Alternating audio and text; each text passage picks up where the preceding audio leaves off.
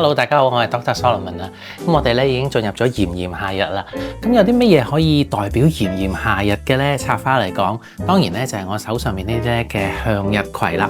咁呢個向日葵咧，其實咧就一般人咧就會將佢攞嚟襯啲木芒果啊，或者襯啲紫色嘅花啦。其實咧，我覺得咧可以做得佢再高級啲嘅。咁點樣高級啲咧？就係首先咧由我哋嘅盤出發啦。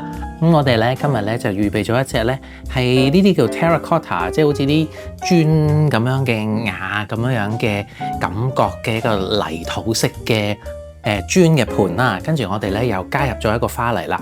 咁咧呢啲花泥咧都係我哋近排成日用嘅，叫 biofoam 啦，因為佢可以咧自然降解嘅，同埋因為佢啡色咧就好襯我哋嗰個向日葵啦。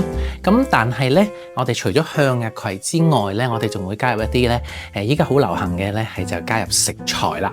咁加入啲咩食材咧？我哋咧可以加入呢啲咁靚嘅黃色嘅青椒仔啦，咁樣，咁同埋咧，我哋咧仲有一啲咧好靚嘅番茄串添。咁呢個番茄咧都係嗰啲有機種植嘅番茄啦。咁咧係橙色嘅，咁我哋咧成件事咧就用咗一個同色系啦，就唔係對比色噶啦。咁當然啦，我哋咧另外咧仲有一啲好靚嘅呢啲叫做龍珠果啦，咁就係擺喺蛋糕上面嘅。但我哋咧就將佢串咗一串出嚟。咁我哋咧事不宜遲咧，就開始插我哋嘅花啦。咁我哋開始嗰陣時咧，我哋首先咧就將個花泥咧浸濕咗水啦。咁咧就將佢咧晾咗喺個樽口先。咁你睇到個樽口咧係明顯咧係比個花泥細嘅。咁呢個亦都係特登嘅，因為咧我哋想側根咧都有好多唔同嘅花咧可以抌落嚟啦，同埋啲番茄一陣間可以抌落嚟啦。咁所以個花泥咧就喺個花樽上面咧有少少咧係突咗出嚟嘅。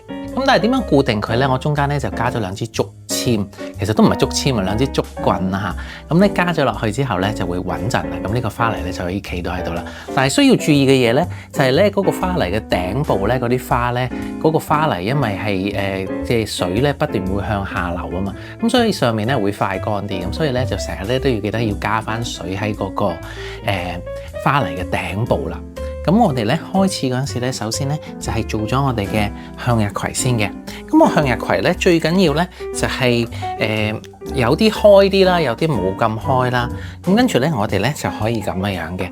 就首先咧就喺嗰個花嘅前面咧就加入咗先。我哋盡量咧令到嗰個花咧少少咧係向住人開先。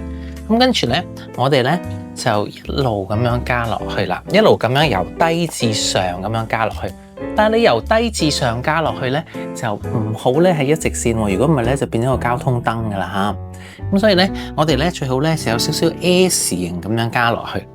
咁跟住咧，你睇見咧有啲咧係冇咁開噶嘛，即係有啲係生啲咧，生啲嗰啲咧，我哋咧係可以咧擺得上個頂部分多啲嘅。咁你睇見咧一個花泥咧，其實咧都可以插好多朵嘅喎。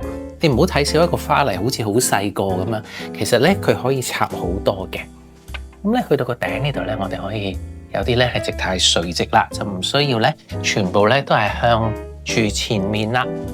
咁轉彎嘅位置咧，我哋咧就可以好似我依家咁樣少少打斜咁樣插入去。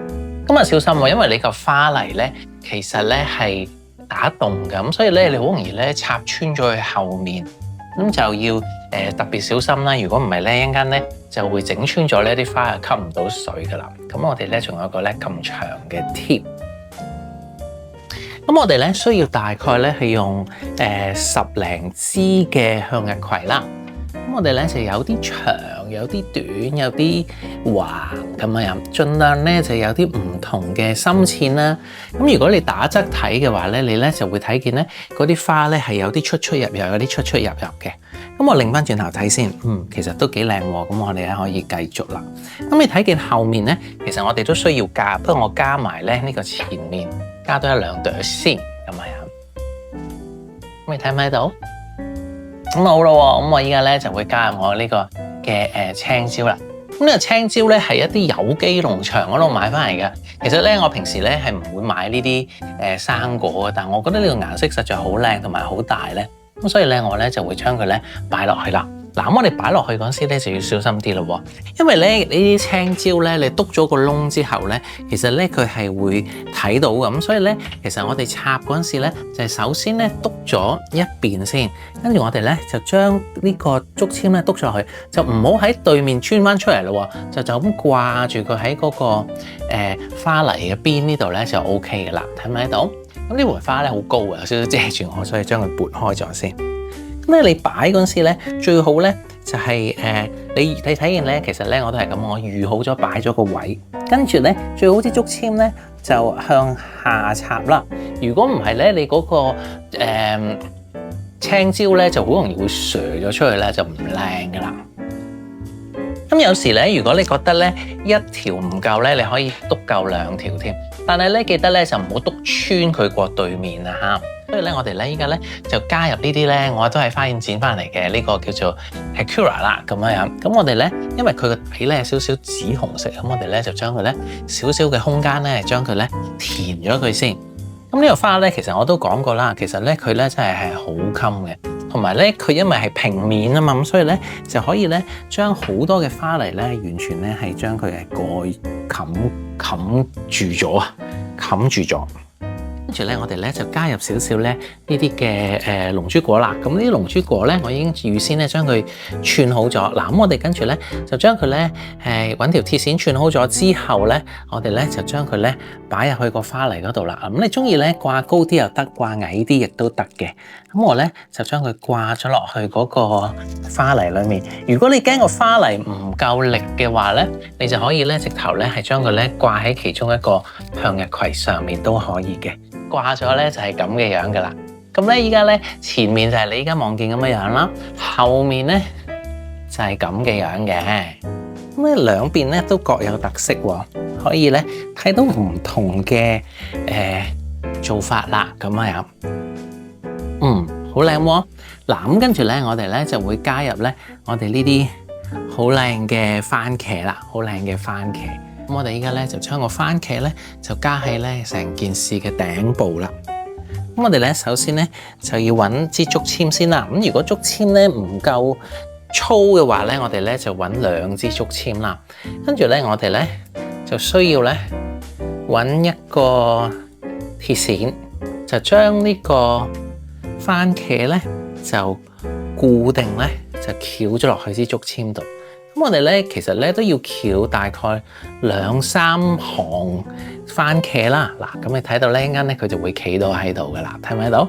咁你咪可以一陣間咧慢慢咁樣擺落去咧，就唔會話佢好似成日都要軟賴賴咁樣咯。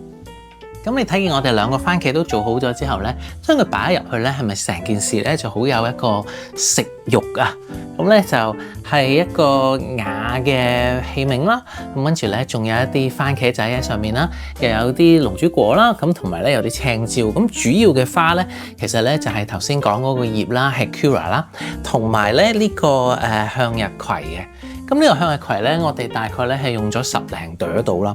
咁最撚尾咧就係我呢個啦，嗱比較點睛嘅一個花啦。呢個咧就叫做金盞菊。咁呢個金盞菊咧，我哋咧就可以咧直接咧係側跟呢啲空間咧，就將佢咧插入去個花泥裡面啦。咁呢啲框咧比較幼喎，咁所以咧就要小心啲插嘅。嗱，咁你睇見咧，我哋咧插咗一部分嘅金盞菊之後咧，聽到咧成件事咧唔同晒，咁咧就加咗點點嘅橙色咧，即係會火辣好多啦。